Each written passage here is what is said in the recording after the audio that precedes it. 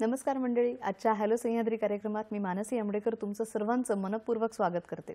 आपल्या आजूबाजूला खूप घडामोडी घडत असतात। निसर्गामधल्या काही आपल्या आसपास असणाऱ्या तंत्रज्ञानाच्या गोष्टींनी आपल्याला अचंबा वाटतो।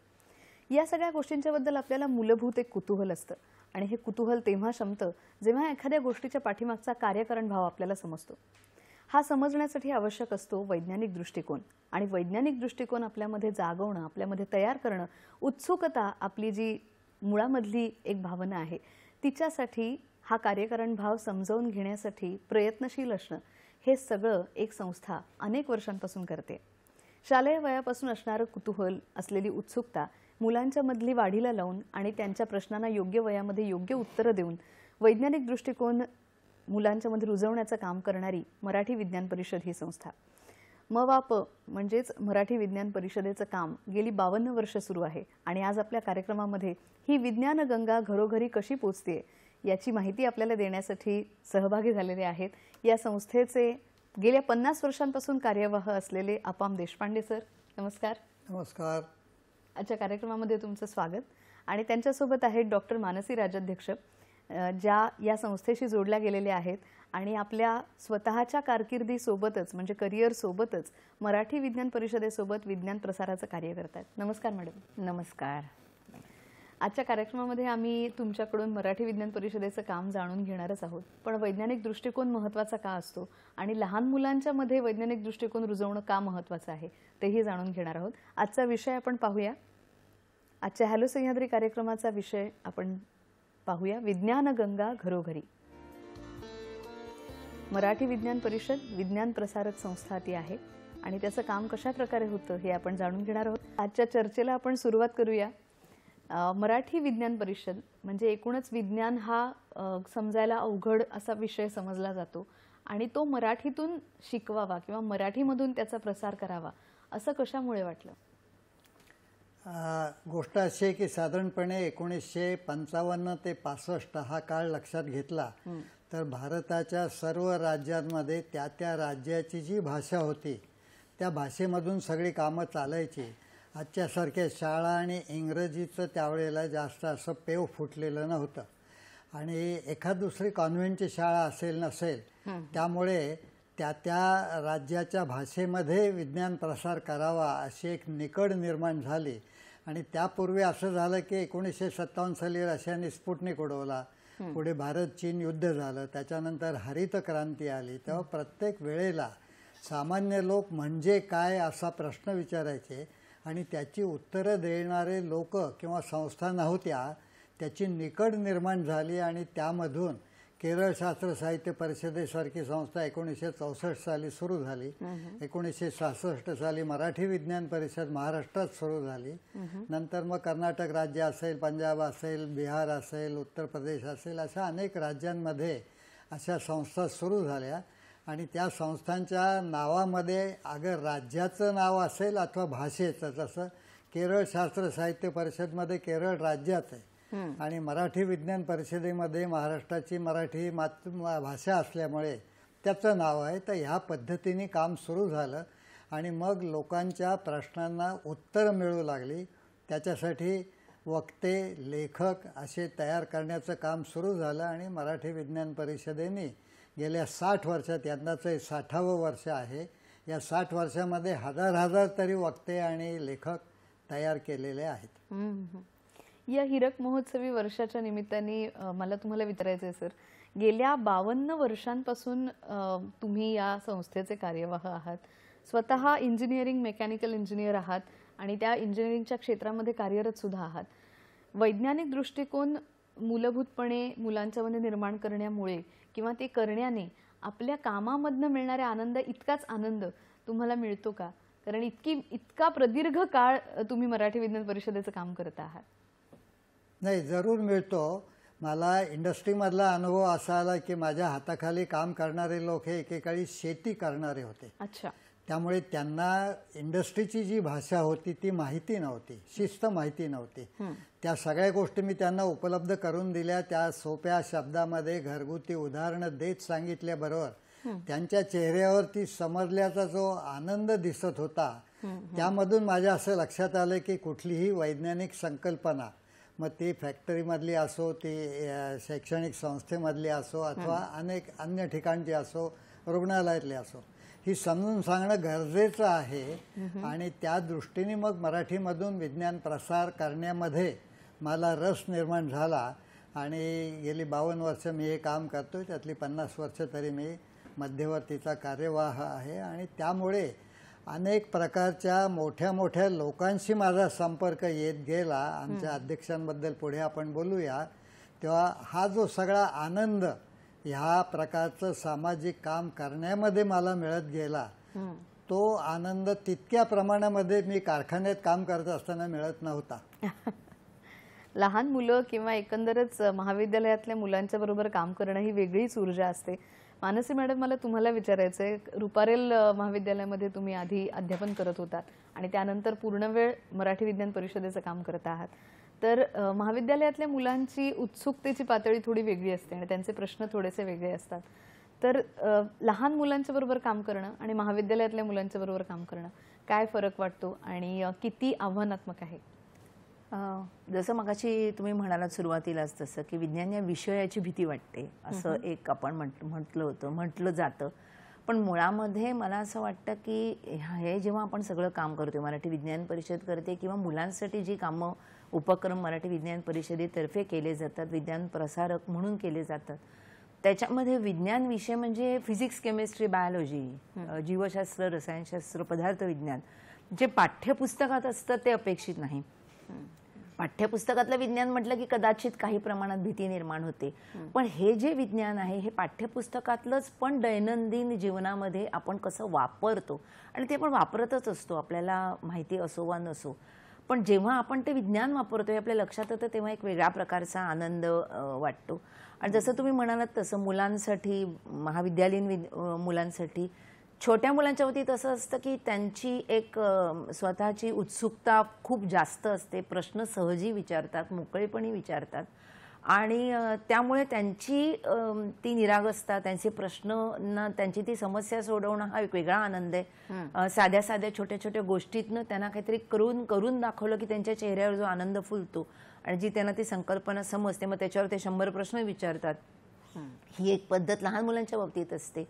महाविद्यालयीन मुलांच्या बाबतीत काही काळापूर्वी हे सत्य होतं की मुलं मोकळेपणाने प्रश्न विचारत नाहीत, पण आता हा बदल खूप आपल्याला जाणवतोय. कदाचित मराठी विज्ञान परिषदच ह्याच्यासाठी खूप मोठ्या प्रमाणावर कारणीभूत आहे, कारण जी मुलं तेव्हा कार्यक्रम सुरू झाले तेव्हा शाळेत होती ती आज कॉलेजमध्ये आहेत किंवा मोठ्या मोठ्या पदांवरती कार्यरत आहेत. आता कॉलेजमधली मुलं जास्त कुतूहलाने प्रश्न विचारतात. अर्थात त्यांचं कुतूहल शमवायला कृत्रिम बुद्धिमत्ता आहे, पण त्याच्याही पलीकडे जाऊन जेव्हा अनुभवातनं विज्ञान शिकण्याची वेळ येते तेव्हा मराठी विज्ञान परिषदेचं एक मोठा त्याच्यामध्ये एक भूमिका असते आणि त्याही प्रकारचे कार्यक्रम करायला खूप मजा येते. कारण आत्ता सध्या मराठी विज्ञान परिषदेमध्ये काही मुलं PhD मिळते त्यांना त्यांच्या संशोधनावर. जे संशोधन ICT ही संस्था आणि मराठी विज्ञान परिषद ही संस्था यांच्या संयुक्त विद्यमाने काही रिसर्च प्रोजेक्ट, संशोधनाचे प्रोजेक्ट घेतले जातात आणि ह्या कार्यक्रमांना किंवा संशोधनाकडे वळा अशा प्रकारची व्याख्यानं आपण महाराष्ट्रभर शाळा कॉलेजमधून घेत असतो आणि त्याला चांगला प्रतिसाद आहे. तिथे त्या मुलांना एक वेगळा आनंद मिळतो असं ती मुलं आपल्याला मागोवा सांगताना सांगतात की आम्ही पाठ्यपुस्तकात 100 पैकी 100 मार्क मिळवले, पण हे आम्हाला माहितीच नव्हतं, हे आम्हाला आता प्रयोग केल्यावरती कळलं. तर हा एक फरक पूर्वी होता त्याच्यापेक्षा आता एक वेगळ्या पद्धतीचा प्रयोग अनुभव आपल्याला येतोय. मला मानसी बोलल्या त्याला एक पूरक उदाहरण द्यावं असं वाटतं की विज्ञान सगळीकडे आहे. उदाहरणार्थ पाऊस कसा पडतोय मी घरी दाखवू शकतो. पाणी आपण उकळायला ठेवल्यानंतर त्याची वाफ होती आणि त्याच्यावरती जर झाकण ठेवलं आपण तर त्या थंड झाकणामुळे ह्या वाफेचं परत एकदा पाण्यामध्ये रूपांतर झालेलं त्या झाकणाच्या खालच्या बाजूला जे पाणी जमलेलं असतं ते दिसतं. शेवटी पाऊस असाच पडतो की समुद्राच्या पाण्याची वाफ होऊन वरती जाते, कुठेतरी ढगात जमते आणि थंडावा मिळाला की पाऊस खाली पडतो. तेव्हा ह्या प्रकारची अनेक उदाहरणं आपल्याला सांगता येतात, घरामध्ये सुद्धा दाखवता येतात. लहान मुलांच्या मध्ये उत्सुकता खूपच असते आणि त्यातून जेव्हा मराठी असलेले वैज्ञानिक आपल्यासमोर किंवा मराठी असलेले शास्त्रज्ञ आपल्यासमोर जेव्हा येतात तेव्हा ते एक प्रकारचे रोल मॉडेलच वाटतात. पण अशा प्रकारचे रोल मॉडेल्स मुलांच्या समोर तयार करणं किंवा आत्ता तुम्ही म्हणाला तशा उदाहरणांमधनं विज्ञान शिकवणं, याच्यासाठी विज्ञान शिक्षकांच्यासाठी सुद्धा काही उपक्रम मविप घेते का? बरेच उपक्रम शिक्षकांसाठी सुद्धा आहेत. किंबहुना मराठी विज्ञान परिषदेचे कार्यक्रम जसे शालेय विद्यार्थी, महाविद्यालयीन विद्यार्थी, विद्यापीठातले सुद्धा विद्यार्थी आणि त्यांचे शिक्षक यांच्यासाठी आहेत. उदाहरणार्थ प्रयोगाच्या आधारे कसं शिकवावं हे शिक्षकांना सुद्धा सांगावं लागतं. दुसरी गोष्ट अशी की ज्या वैज्ञानिक संकल्पना पाठ्यपुस्तकामध्ये दिल्या असतात, उदाहरणार्थ बल म्हणजे काय आहे किंवा आणखीन अनेक संकल्पना आहेत, या संकल्पनांच्या व्याख्या 2-2 ओळीमध्ये पुस्तकात दिलेल्या असतात. शिक्षकही एकेकाळी विद्यार्थी असताना त्यांना काही समजलेलं नसतं आणि ते पाठ्यपुस्तकातल्या व्याख्या म्हणून दाखवतात. मुलं लिहून घेतात, वहीत परीक्षेमध्ये लिहितात, 2 मार्क मिळतात आणि सगळ्यांना वाटतं, पालक, शिक्षक, मुलगा, की आपल्याला हे समजलेलं काही नसतं. याच्यासाठी मराठी विज्ञान परिषदेने 2007 साली विज्ञान संकल्पना कोश महाराष्ट्र शासनाच्या राज्य मराठी विकास संस्थेच्या मदतीने केला आणि त्याच्यामध्ये आम्ही भौतिकशास्त्र, रसायनशास्त्र आणि जीवशास्त्राच्या प्रत्येकी 100 संकल्पना घेऊन एक पानभर सचित्र अशी त्याची माहिती दिलेली आहे. ते सगळं वाचल्यानंतर शिक्षक एवढे खुश झाले की आम्हालाही आता समजलं हे कसं समजून सांगायचं आणि त्याप्रमाणे ते शिकवतात. तेव्हा अशा प्रकारचे अनेक उपक्रम शिक्षकांसाठी मराठी विज्ञान परिषद सातत्याने घेते आहे. त्यांना प्रयोगसुद्धा कसे करून दाखवायचे ते सांगितलं. एक शिक्षक मला असे भेटले, 57 वर्षाचे होते, रिटायरमेंटला एखादं वर्ष होतं. ते माझ्या बरोबरच्या एकाला विचारत होते, तुम्हाला प्राणवायू करायला जमतो का? मला नाही जमला. 1 वर्ष रिटायरमेंटला शिल्लक असलेल्या गृहस्थांना प्राणवायू कसा करायचा ते माहिती नाही. ते ज्यावेळेला आम्ही दाखवलं तेव्हा ते म्हणले, अहो सोपं आहे, मला आधी समजलं असतं तर मला दाखवता आलं असतं. नाही, ह्याला एक थोडीशी जोड देऊ का? संकल्पना कोशाचा उल्लेख आता सरांनी केला.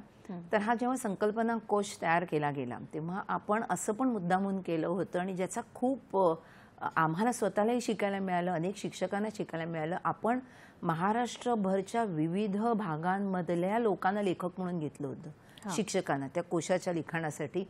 आणि अशी निवासी प्रयोग कार्यशाळा घेऊन आम्ही ते पुस्तक लिहिलं. त्याच्यामध्ये एक प्रामुख्याने मला सांगावंसं वाटतं म्हणजे मराठी विज्ञान परिषद जेव्हा कुठलंही काम करते ते अगदी तळागाळापर्यंत पोहोचण्यासाठीचे खूप प्रयत्न केले जातात. त्याचे एक उदाहरण इथे सांगते की हा जेव्हा संकल्पना कोश लिहिला गेला तेव्हा ह्या लेखकाने आपल्या परीने सोप्या करून संकल्पना सांगितल्यात असं आम्हाला वाटत होतं. पण एक असं असतं की आम्ही एका भूमिकेतनं आपण लिहित असतो, पण जो वाचणारा असतो तो कोणत्या मानसिकतेने ते वाचणार आहे, कोणत्या पद्धतीने ते वाचणार आहे हे कळणं गरजेचं आहे. आणि म्हणून ह्या संकल्पनांमधल्या काही संकल्पनांचे कॉपीज काढून त्याचे हार्ड कॉपी कागदावरती त्या घेऊन महाराष्ट्रभरच्या शाळांमधल्या शिक्षकांना देऊन त्यांच्या वर्गामध्ये ज्याला विज्ञानात फारशी गती नाही किंवा आवडत नाही विज्ञान, अशा विद्यार्थ्याला त्या वाचायला देऊन ह्यातलं त्याला काय कळलं नाही किंवा काय आवडलं नाही किंवा काय आवडलं हे त्याने सांगावं असं त्याने केलं. आणि मग त्यांचे जे काही आपल्याला सगळी जे काही फीडबॅक्स आले, जे काही सगळी माहिती त्यांच्याकडनं आली त्याच्यावरती आधारित पुन्हा संकल्पना कोशामध्ये सोपे गोष्टी केली गेल्या, भाषा बदल केले गेले आणि मग तो संकल्पना कोश शाळांपर्यंत पोहोचवला. खरं. प्रिंट माध्यमामध्ये तर मराठी विज्ञान परिषदेची अनेक प्रकाशनं आहेत, म्हणजे वाचता येतील, संदर्भ घेता येतील अशी अनेक पुस्तकं प्रकाशित केलेली आहेत. पण त्या व्यतिरिक्त कुठलं काम मराठी विज्ञान परिषद करते ते आपण जाणून घेऊया. पण आता मात्र घेऊया छोटीशी विश्रांती.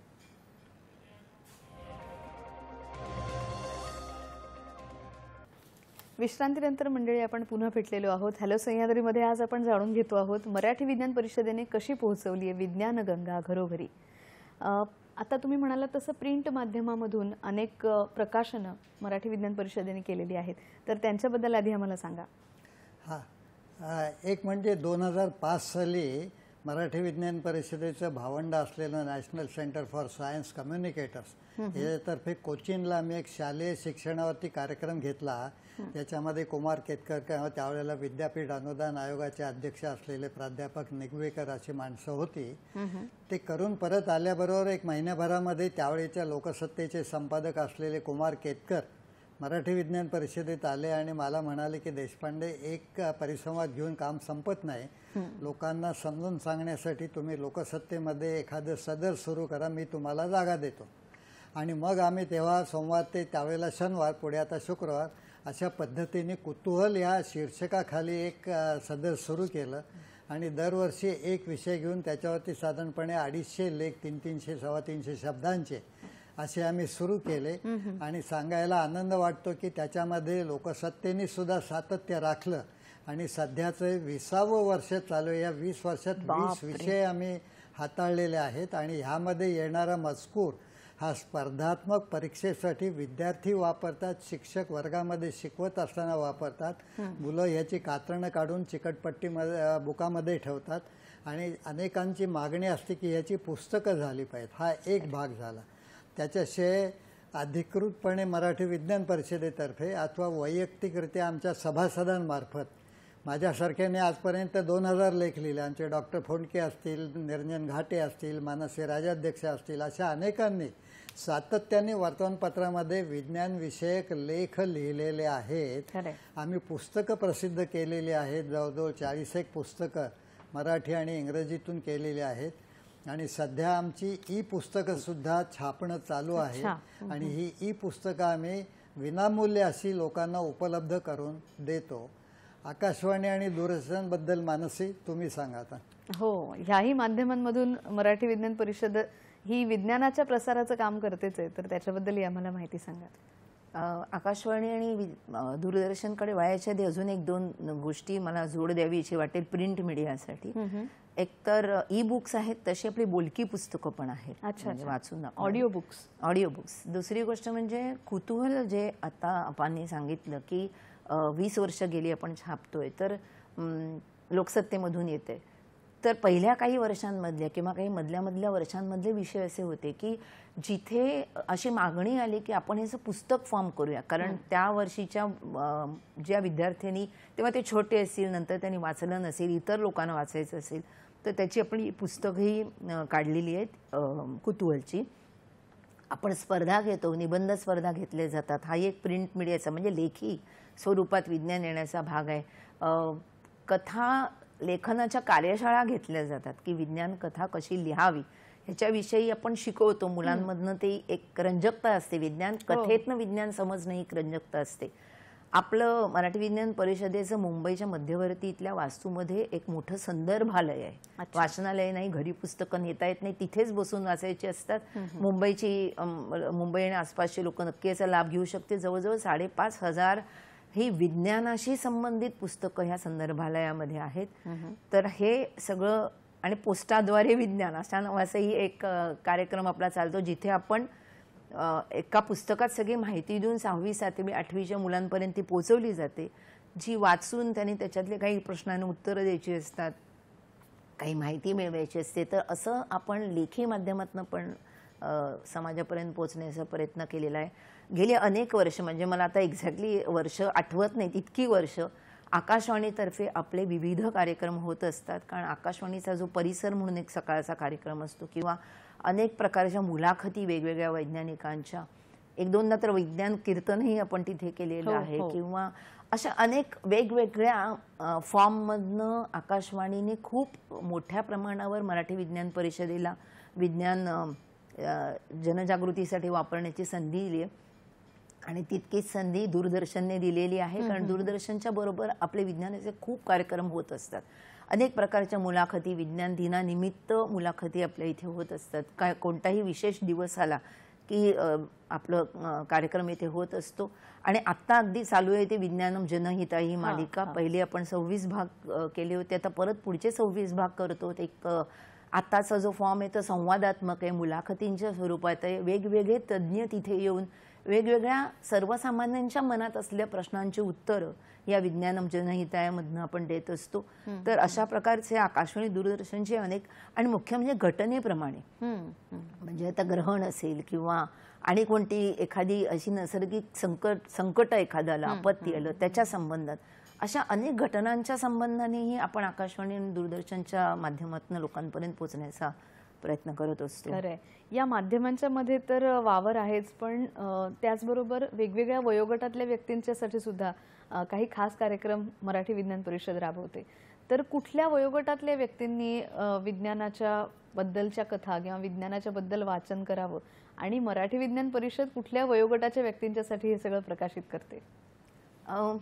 आता मी म्हटलं तसं, एक तर पहिली गोष्ट म्हणजे आपल्याला कुतूहल जे आहे ते सर्व वयोगटांसाठी आहे. म्हणजे अगदी 3री-4थीच्या मुलापासून ते वृद्धांपर्यंत आम्हाला खूप कुतूहलचा अनुभव असा आलाय की एकदा तर आपण, मला असं वाटते की एका कैदेमध्ये हे वाचलं जात होतं आणि एका कैद्याने आपल्याला पत्र पाठवून सांगितलं होतं की ही माहिती मला ते कुतूहलमधनं मिळते आणि माझ्या मनात अनेक प्रश्न निर्माण झालेत, ते मी तुम्हाला विचारले तर तुम्ही उत्तर द्याल का? मी एक पूरक माहिती सांगतो की महाराष्ट्र राज्याचे पोलीस महासंचालक रूपाम मेढेकर म्हणून होते, आणि हे 1947 साली विज्ञान संस्थेमधून इन्स्टिट्यूट ऑफ सायन्स MSc झालेले. म्हणजे त्यावेळेला प्रोफेसर उदगावकर, होमी भाभा वगैरेंसारखे दिग्गज लोक त्या संस्थेमध्ये शिकत होते.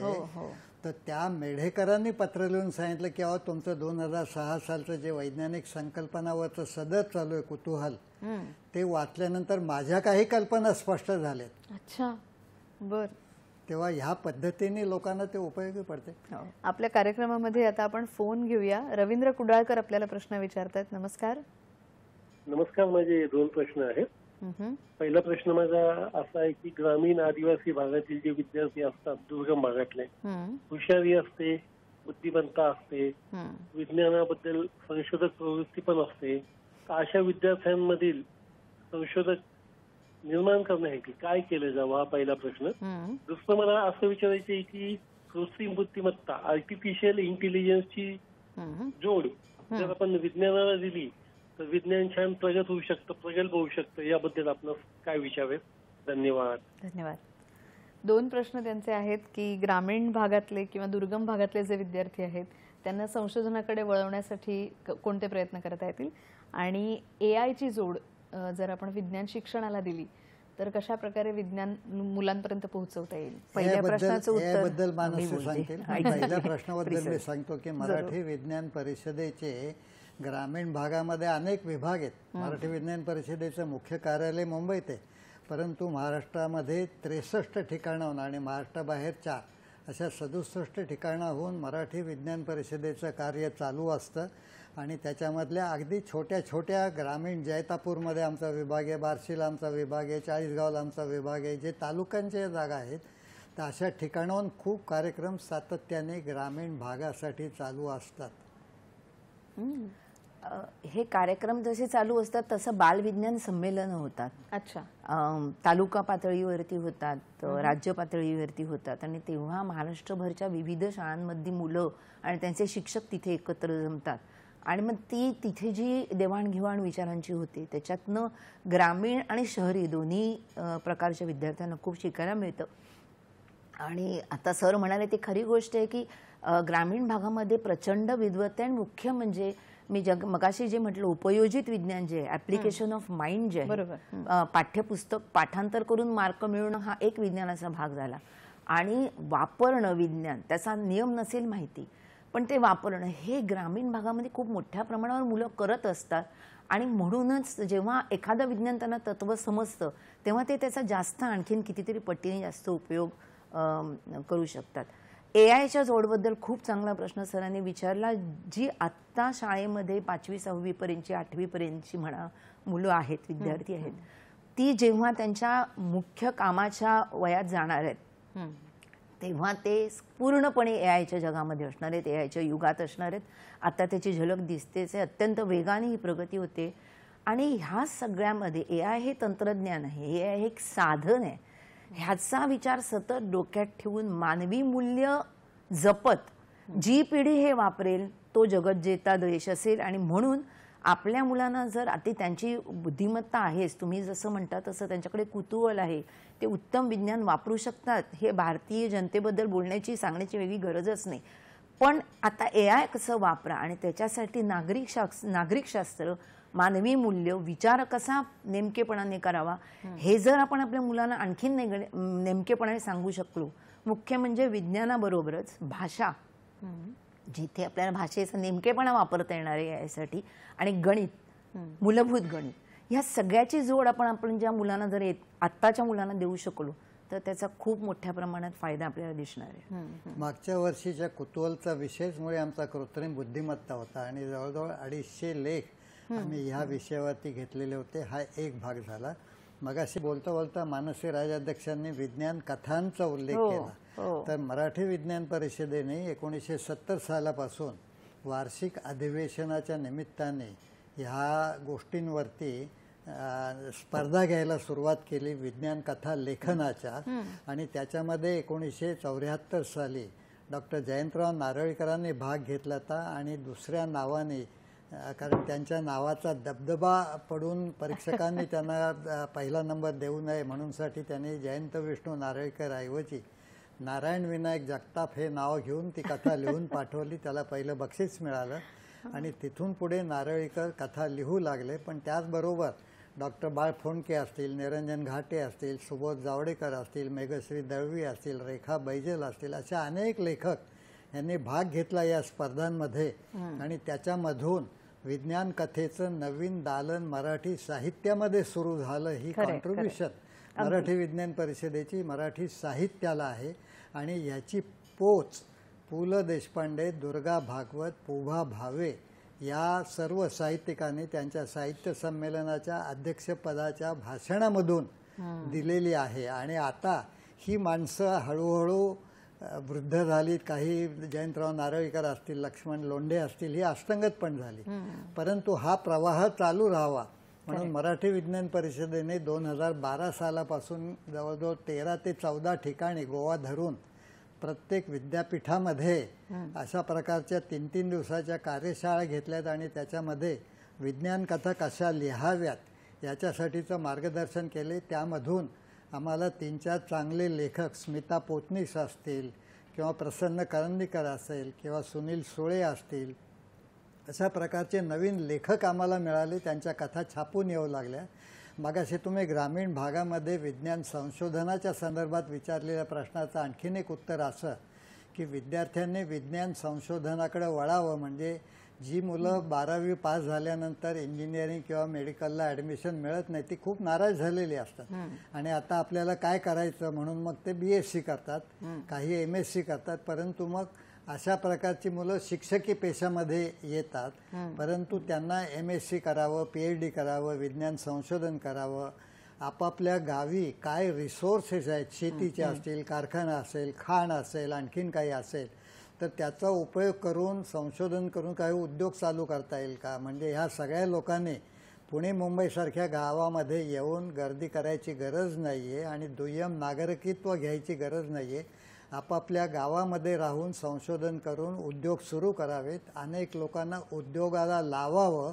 ह्या दृष्टीने गेली जवळजवळ 20-1 वर्ष तरी विज्ञान संशोधनाकडे वळा या शीर्षकाखाली institute of chemical technology Matunga या इथले PhD करणारे विद्यार्थी हे आमच्या विभागांमध्ये जाऊन 4-4, 5-5 भाषणं देतात.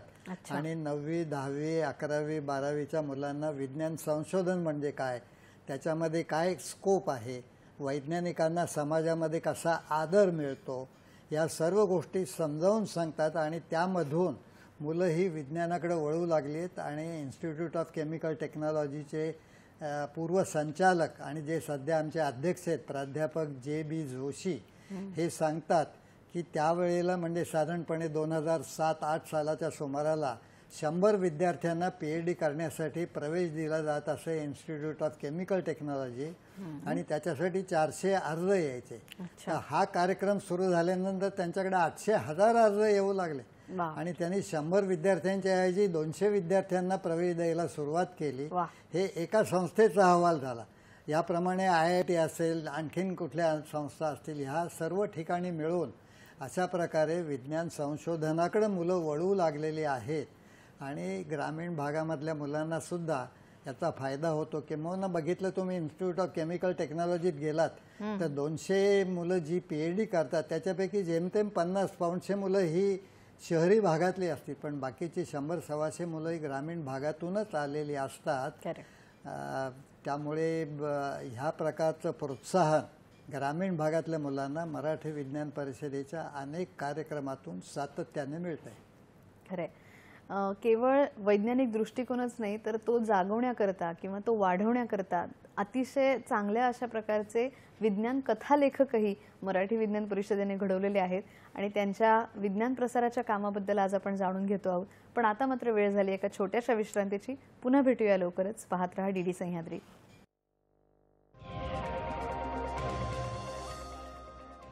हॅलो सह्याद्रीमध्ये आज आपण भेटलेलो आहोत आणि मंडळी मराठी विज्ञान परिषदेचं कार्य आपण जाणून घेतो आहोत. ते कशी पोहोचवत आहेत विज्ञान गंगा घरोघरी ते आपण जाणून घेतो आहोत. आपल्यासोबत आहेत डॉक्टर मानसी राजाध्यक्ष.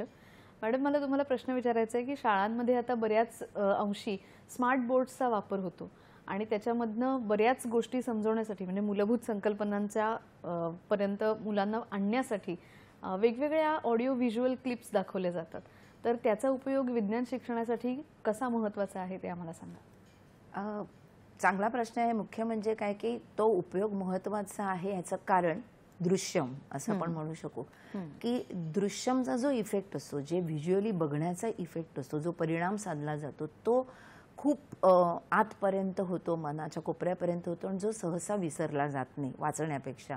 वाचताना कदाचित आपण एक वाक्य वाचत असतो आणि मनामध्ये दुसरे विचार असू शकतात, तर ते जे वाचतो ते रजिस्टर जे आपल्या मनात होतं त्याच्यापेक्षा दृश्य भाग हा जास्त रजिस्टर होतो आणि त्याचा वापर, हा साधनाचा वापर हे पुन्हा साधन आहे आणि त्याचा अत्यंत परिणामकारक वापर करता येणं खूप गरजेचं आहे. मुळामध्ये विज्ञान हा अनुभवावरती आधारित आहे. आगीचा शोध लागला तेव्हा पण, चाकाचा शोध लागला पण, माणसाने स्वतःच्या अनुभवातनं प्रगती केली, तंत्रज्ञान विकसित केलं का. म्हणून विज्ञानाचा पाया अनुभवाचा आहे, प्रत्यक्ष अनुभवाचा. कणिक मळायची थेरी कितीही माहिती असली, कशी कणिक मळायची, तरी तोपर्यंत आपण ती मळत नाही तोपर्यंत तो अनुभव आपल्याला व्हिज्युअल बघून कळणार नाही. म्हणून मराठी विज्ञान परिषद म्हणा, कोणतेही विज्ञान प्रसारक हे अनुभवावरती जास्त भर देतात.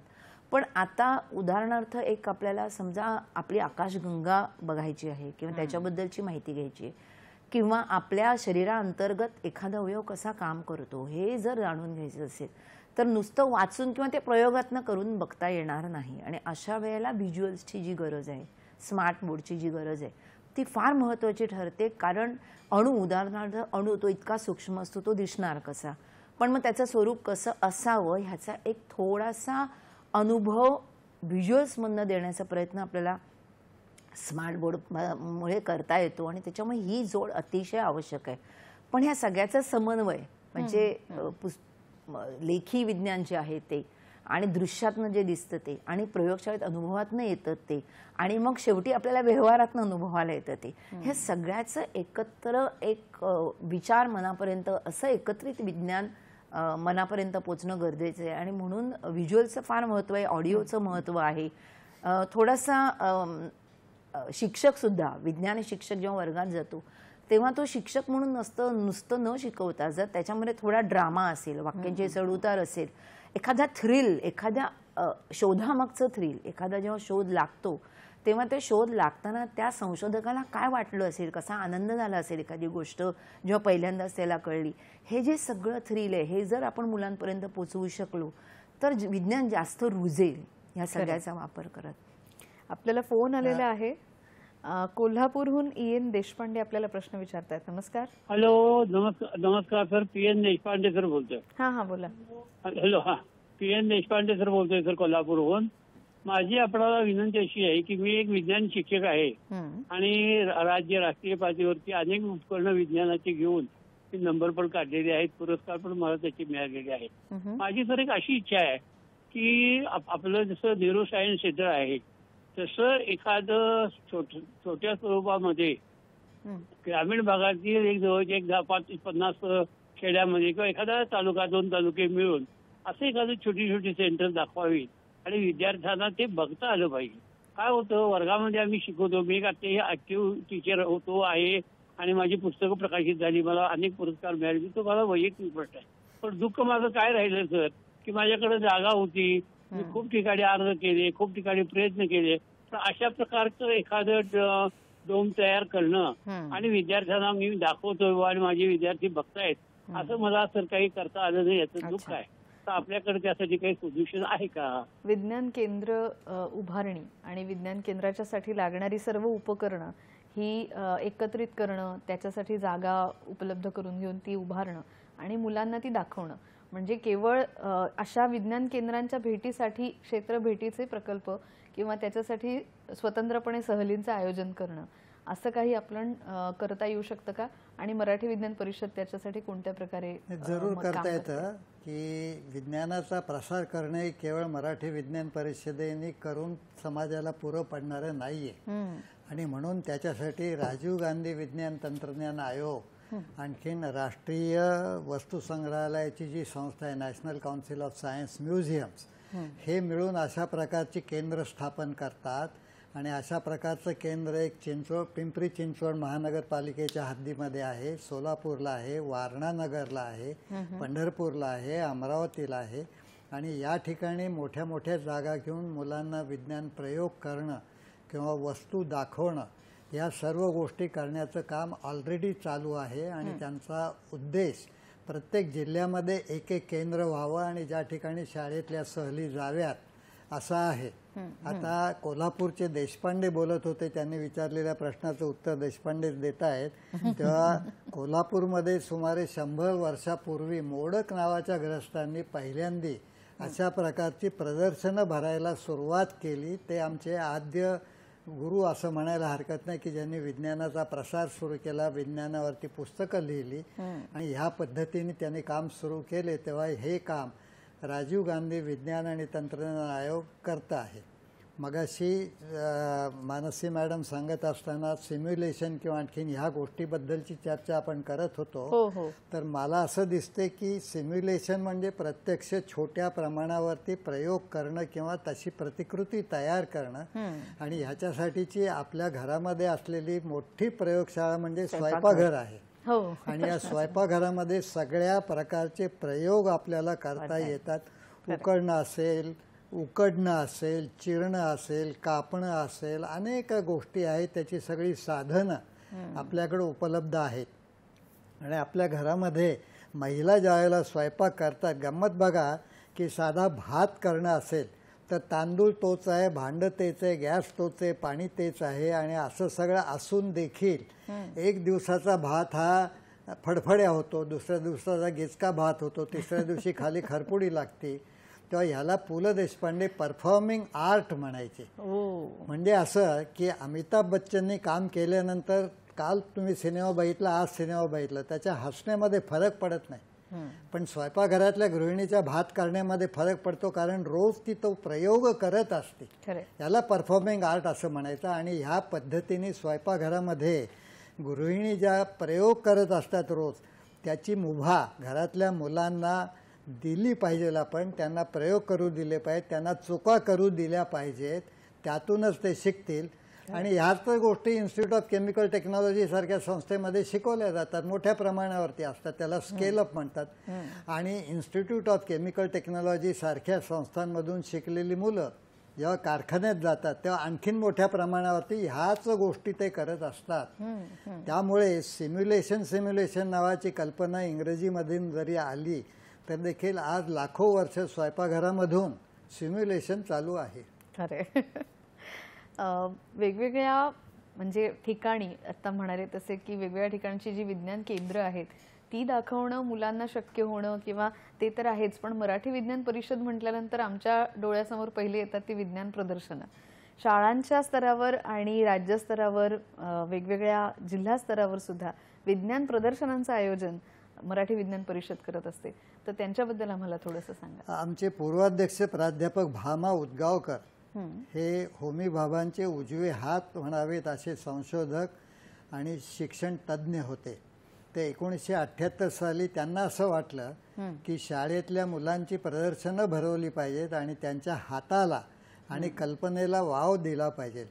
आणि म्हणूनसाठी त्याने Bombay association for science education base ह्या नावाची एक संस्था स्थापन केली आणि त्याच्यातर्फे काही शाळांमध्ये प्रदर्शनं भरवायला सुरुवात केली. त्याच्यामध्ये स्वतः प्राध्यापक उदगावकर होते, त्यांचे एक सहकारी TIFR मधले परुळेकर नावाचे लोक होते. अशी 3-4 जण होती आणि त्याचे प्रयोग यशस्वी होताना दिसत आहेत असं त्यांच्या ध्यानात आल्यानंतर ते महाराष्ट्र राज्याच्या शिक्षण सचिवांना भेटले आणि त्यांना समजून सांगितलं. त्यांना ती कल्पना आवडली आणि त्यामधून महाराष्ट्रामध्ये ही प्रदर्शनाची कल्पना सुरू झाली, जी नंतर देशामध्ये सुद्धा गेली. आणि त्याच्यामधून दरवर्षी विज्ञान प्रदर्शनं भरतात. पण आज ह्या दूरदर्शनच्या मंचावरून मला एक गोष्ट जरूर सांगायची वाटते की दरवर्षी फक्त विज्ञान प्रदर्शनच शाळांनी भरवू नये, तर एक वर्षी विज्ञान प्रदर्शन भरवावं आणि एक वर्षी कलेचं प्रदर्शन भरवावं. म्हणजे विणकाम असेल, कशिदा काम असेल, रांगोळी घालणं असेल, आणखीन काही असतील, ह्या कलासुद्धा आपल्याला तितक्याच गरजेच्या अशा आहेत. रोजच्या जीवनामध्ये आनंद निर्माण करणाऱ्या आहेत.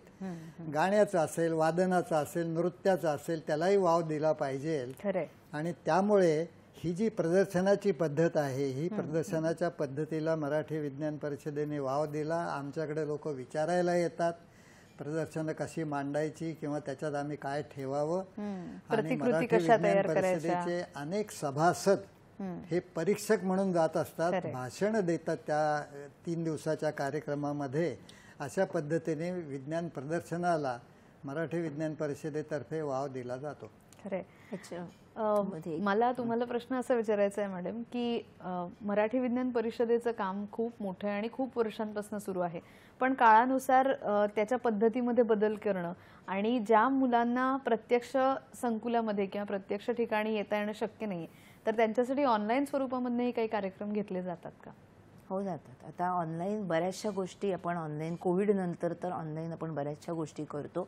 आणि त्याच्यामध्ये अर्थात असं आहे की त्याच्यामध्ये सिम्युलेशनचा वापर करायला लागतो किंवा ऑनलाईन मीटिंगमधनं सांगणं हा थोडासा फरक पडतो. कारण विज्ञान हा विषय मगाशी आपण म्हटलं तसं अनुभवायचा विषय असल्यामुळे जेव्हा आपण वर्गामध्ये काही गोष्टी सांगतो, मुलांशी म्हणा, मोठ्यांशी बोलताना म्हणा, जेव्हा ती एक समोरासमोर एक जी काही इंटरॅक्शन होते, ज्याच्यातनं आपल्याला अनुभव मिळतो आणि आपल्याला विषय पोहोचवता येतो, ती ऑनलाईनमध्ये तितक्या मोठ्या प्रमाणावर विज्ञानाचा विषय असल्यामुळे करता येत नाही.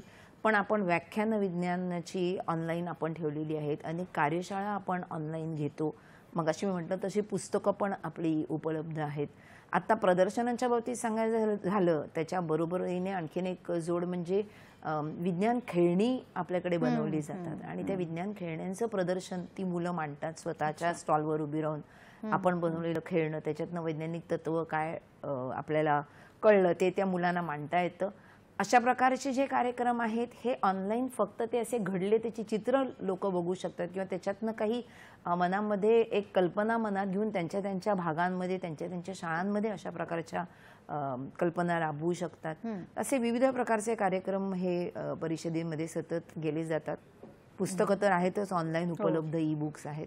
ऑनलाईनचा एक आणखीन फायदा असा झाला की या विज्ञानम जनहितायामध्ये आम्ही ऑस्ट्रेलियातल्या सिडनीचे डॉक्टर विजय जोशी ज्यांनी चांगल्या प्रकारचे टिकाऊ रस्ते निर्माण केले जगामध्ये, तर त्यांची मुलाखत आम्ही तिथं रेकॉर्ड करून इथं दाखवू शकलो. दूरदर्शनला सुद्धा एक नवीन अनुभव होता. आणि आता आणखीन समीर मित्रगोत्री म्हणून जे अमेरिकेमध्ये ग्रस्त संशोधन करतायत आरोग्याच्या संदर्भामध्ये, त्यांची मुलाखत लागेल. अशा पद्धतीने कार्यक्रम आम्हाला घेता आले. मराठी विज्ञान परिषदेचे आणखीन 2-3 नवीन कार्यक्रम काळानुरूप आम्ही जे सुरू केले की मराठी माणसाला आणि समाजाला नाटकाची आवड असते, त्यामुळे आपल्याला विज्ञान त्या माध्यमातून देता आलं तर बरं होईल म्हणून आम्ही सुमारे 11 वर्षापूर्वी विज्ञान एकांकिका स्पर्धा सुरू केल्या. आणि त्याच्यामध्ये संशोधकांना संशोधन करताना येणाऱ्या अडचणीचं चित्रण यावं किंवा विज्ञान कथावर आधारित असावं ह्या दृष्टीने आमच्या ह्या शालेय गट आणि प्रौढ गट अशा 2 गटामध्ये ह्या विज्ञान एकांकिका स्पर्धा चालू असतात. आणि ह्याला महाराष्ट्राच्या सर्व भागातून 60-60 संघ भाग घेत असतात. सध्या ही स्पर्धा चालू आहे. आणि आता त्याची फायनल ह्या वर्षीच्या उद्यालाच 4 तारखेला अशी वाशीच्या सभागृहात होणार आहे. हा एक भाग. दुसरं असं की महाराष्ट्रातल्या अनेक शाळांमध्ये प्रयोगशाळा नाहीत. हो. त्यामुळे विज्ञान हे इतिहासासारखं वाचून शिकवलं जातं. त्याला कुठेतरी फोड द्यावी म्हणून मराठी विज्ञान परिषद कॉलेजमधल्या विद्यार्थ्यांना ट्रेन करून 5वी 6वीचे 50 प्रयोग त्यांना करायला शिकवतात. 2 मुलांमागे एक संच देतात हे 50 प्रयोग करण्यासाठी. आणि ह्या मुलांनी आठवड्यातल्या एका दिवशी, शनिवारी असेल किंवा इतर दिवशी, असं एका शाळेमध्ये जाऊन 10 दिवस प्रत्येकी 2-2 तास मागून घ्यायचे आणि 40 मुलांचा एक वर्ग शाळेने 6वी 7वी 8वीतल्या मुलांचा उपलब्ध करून द्यायचा. आणि ही 2 मुलं तिथं प्रयोग करून दाखवतात आणि त्या मुलांनाही प्रयोग करायला देतात. त्याच्यामध्ये दुहेरी शिक्षण होतं. विद्यार्थ्यांचं शिक्षण होतं आणि जे कॉलेजमधली मुलं करून दाखवतात त्यांनाही ते प्रयोग समजलेले नसतात, ते ह्या निमित्ताने समजतात. किंवा मुलं जे प्रश्न विचारतात त्याची उत्तराची तयारी त्यांना करावी लागते, लगेच त्यांना देता येत नाही. तेव्हा हा एक, ह्याला आम्ही शनिवारी विज्ञान वारी असं म्हणतो. अरे वा. तिसरा एक कार्यक्रम असा आहे की कॉलेजमधली आपण परदेशात बघितलं तर युनिव्हर्सिटीतली मुलं आणि कॉलेजमधली मुलं सुद्धा चांगलं संशोधन करतात. तेव्हा जर आमच्या इथले प्राध्यापक संशोधन करतील तर मुलं संशोधनाकडे वळतील. बरोबर. त्यामुळे चांगल्या अध्यापनाबरोबर चांगलं संशोधन करणाऱ्या कॉलेजमधल्या एका प्राध्यापकाला आणि विद्यापीठातल्या एका प्राध्यापकाला आम्ही अशा प्रकारे प्राध्यापक M.M. शर्मा, जे मुकेश अंबानी, रघुनाथ माशेलकर, प्राध्यापक J.B. जोशी यांचे गुरु आहेत, त्यांच्या नावाने 1-1 लाख रुपयाचे पुरस्कार आम्ही ठेवलेले आहेत. हाही उपक्रम गेली 10 वर्ष चालू आहे. आणि सांगायला आनंद वाटतो की आम्हा लोकांच्या मनामध्ये M.M. शर्मा सर धरून असा एक समज होता की संशोधन फक्त पुणे मुंबईच्या कॉलेज किंवा विद्यापीठांमधून चालतं. तर त्याला फोड देणारा भाग असा झाला की महाराष्ट्राच्या अनेक ग्रामीण भागामधून चांगल्या प्रकारचं संशोधन शाळा महाविद्यालयांमधून, महाविद्यालय आणखीन विद्यापीठांमधून होत आहे आणि ते लोक बक्षिसं मिळवत आहेत. आणखीन एक कार्यक्रम असा की विद्यार्थ्यांना PhD करता यावी म्हणूनसाठी इन्स्टिट्यूट ऑफ केमिकल टेक्नॉलॉजीच्या मदतीने त्यांचं प्रवेश तिथं होऊन ते या इथं काम करतात. आणि शेतामध्ये आता गंमत अशी आहे बघा की लोकसंख्या सातत्याने वाढते आणि जमीन तेवढीच आहे. त्यामुळे येणारी पिकंही त्या वाढत्या लोकसंख्येला कशी पुरी पडावी याच्यासाठी संशोधन सगळीकडे होणं गरजेचं आहे. आणि त्यामुळे जर उत्पादकता आपल्याला वाढवता आली तर प्रयत्न करायला हवेत. आणि मराठी विज्ञान परिषदेने सोयाबीन पिकाची उत्पादकता कशी वाढवता येईल आणि त्याच्यासाठी शेतामध्ये पीक काढल्यानंतर राहणारा जो कचरा असेल तो कचरा लोक जाळतात. त्याच्याऐवजी त्याच्यापासून बायोचार नावाचं खत बनवून तेच वापरलं आणि 25 ते 30% अशा प्रकारे सोयाबीनची उत्पादकता वाढवून दाखवली. हा एक PhDच्या विद्यार्थ्यांचा विषय झाला. आणि अशा प्रकारे सौर ऊर्जेवर सुद्धा जवळजवळ 6 विद्यार्थ्यांनी आत्तापर्यंत मराठी विज्ञान परिषदेतर्फे PhD केलेली आहे. तर असे नवीन कार्यक्रमसुद्धा मराठी विज्ञान परिषद सातत्याने करते. आणि आमचे अध्यक्ष प्राध्यापक J.B. जोशी हे त्या बाबतीमध्ये अत्यंत उत्साही आहेत आणि ते सातत्याने ह्यासाठी आम्हाला प्रोत्साहन देत असतात. अनेक मातब्बर वैज्ञानिक हे मराठी विज्ञान परिषदेला अध्यक्ष म्हणून लाभलेले आहेत आणि त्याचबरोबर जे स्वतः शास्त्रज्ञ आहेत आणि जे स्वतः संशोधन करत आहेत अशांच्या मार्गदर्शनाखाली गेली इतकी वर्ष म्हणजे 60 वर्ष इतका मोठा काळ मराठीमधून विज्ञान प्रसाराचं काम ही संस्था करते आहे. हीरक महोत्सव साजरा करताना काळानुसार बदलत असताना वेगवेगळ्या माध्यमांमधून विज्ञान प्रसाराचं काम ही संस्था करतेच आहे आणि त्यासाठी आपण या सर्वांना शुभेच्छा देऊया. कारण केवळ पुस्तक वाचणं म्हणजे शिकणं असं नसतं, तर एखादी गोष्ट पाहणं, एखादी गोष्ट निरीक्षण करणं एखाद्या गोष्टीचं किंवा ती ऑडिओ व्हिज्युअल स्वरूपामध्ये पाहणं, अनुभवणं हे सुद्धा शिक्षण असतं. आणि त्याच्यासाठी प्रोत्साहन देणारी मराठी विज्ञान परिषद ही संस्था आणि ही पोहोचवते आहे विज्ञान गंगा घरोघरी. तर या कामासाठी तुम्हाला आणि तुम्ही घडवत असलेल्या सर्व विद्यार्थ्यांना, शिक्षकांना सह्याद्री परिवारातर्फे, हॅलो सह्याद्रीतर्फे खूप खूप शुभेच्छा. आजच्या आपल्या कार्यक्रमामध्ये हे जे श्रोते सहभागी झाले त्यांचे सुद्धा मनपूर्वक आभार. आणि तुम्हाला याबद्दल अजून काही प्रश्न असतील किंवा प्रत्यक्ष या विज्ञान परिषदेशी जर जुळून घ्यायचं असेल तरी सुद्धा मला वाटतं या संस्थेतून आपल्याला जरूर त्यासाठी मार्गदर्शन मिळू शकतं. पण आता मात्र वेळ झाली इथेच थांबण्याची. हॅलो सह्याद्री या कार्यक्रमामध्ये मी मानसी आंबडेकर इथेच तुमचा निरोप घेते.